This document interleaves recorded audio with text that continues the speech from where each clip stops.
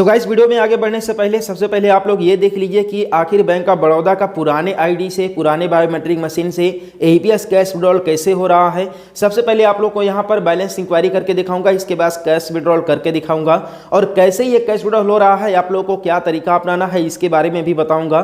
तो सबसे पहले आप लोग ये वीडियो देख लीजिए, इसमें डेट और टाइम देख लीजिए, 12:01 हो रहा है।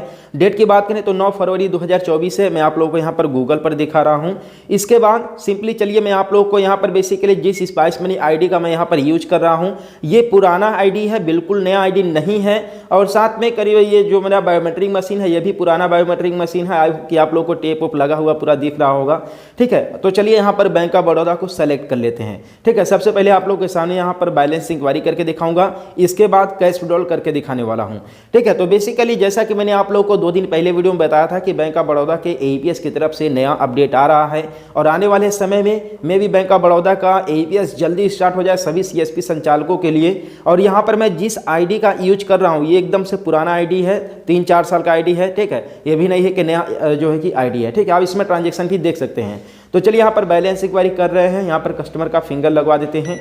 इसके बाद आप यहाँ पर देखेंगे कि बैंक ऑफ बड़ौदा का बैलेंस इंक्वायरी जो कि हो चुका है। ठीक है, आप देख लीजिए कस्टमर का बैलेंस इंक्वायरी यहाँ पर हो चुका है। अब चलिए, अब आप लोगों के सामने बैलेंस इंक्वायरी तो हो गया, अब आप लोग का ये कैश विड्रॉल करके दिखाता हूँ 100 रुपये का। ठीक, तो अब यहाँ पर सिंपली जो है कि विड्रॉल पर क्लिक करेंगे, विड्रॉल पर। इसके बाद आप लोगों को जो है कि विड्रॉल करते समय किन किन चीज़ों को ध्यान में रखना होता है आज के समय में, 2024 के समय में नए अपडेट के आने के बाद ये भी आप लोग को ध्यान देने की जरूरत है। तो चलिए यहाँ पर सिंपली 100 रुपीज़ करते हैं, इसके बाद स्कैन फिंगर पर क्लिक करते हैं, इसके बाद ग्राहक का फिंगर यहाँ पर लगवा देते हैं। ठीक है, इसके बाद अब देखिए सीएसपी संचालक का एनपीसीआई के नए अपडेट के अनुसार, ठीक है, अब जो है सीएसपी संचालक का फिंगर यहाँ पर लगा लेते हैं।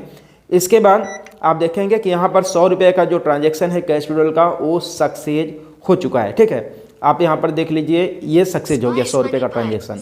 ठीक है, तो मैंने देखिए आप लोगों को पहले बताया था कि बैंक ऑफ बड़ौदा का एईपीएस देखिए स्टार्ट होने वाला है, लेकिन अब स्टार्ट भी हो चुका है। तो देखिए पुराना आईडी है, नया आईडी भी नहीं है, लेकिन इसके बावजूद भी यह सीएसपी संचालक जो है बैंक ऑफ बड़ौदा का सर्विस अपने ग्राहकों को दे पा रहा है। कैसे दे पा रहा है? तो देखिए बैंक ऑफ बड़ौदा के एईपीएस कैश विड्रॉल में कोई रॉकेट साइंस नहीं है। ठीक है, बस केवल कुछ आप आईडीज हैं जिन पर जो है कि धीरे धीरे बैंक ऑफ बड़ौदा का एईपीएस स्टार्ट हो रहा है, लेकिन आपके आईडी पर बैंक ऑफ बड़ौदा का एईपीएस स्टार्ट होगा कि नहीं, इसकी नहीं कहा जा सकता है।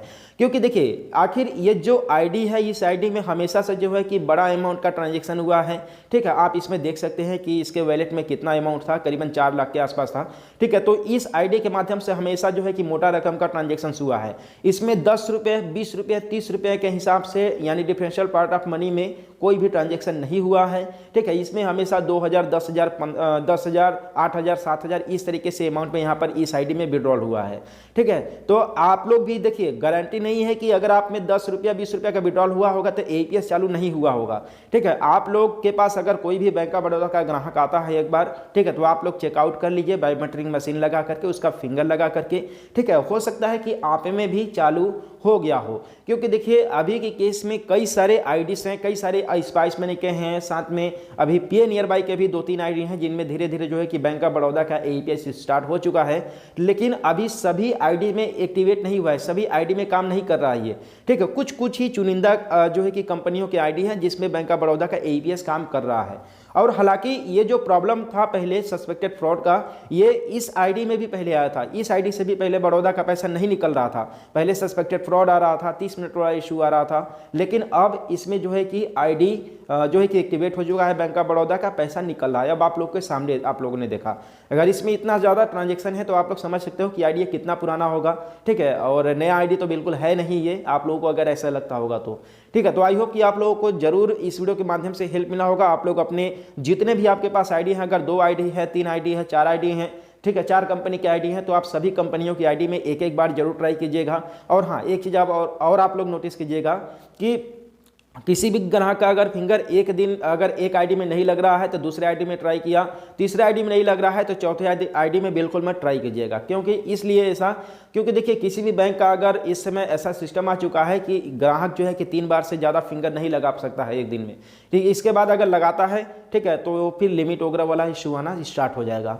ठीक है, तो आई होप कि आप लोगों को इस वीडियो के माध्यम से हेल्प मिला होगा। तो इस चैनल को सब्सक्राइब कर दीजिएगा, वीडियो लाइक कर दीजिएगा। मिलते हैं फिर किसी नेक्स्ट वीडियो में एक नए अपडेट के साथ।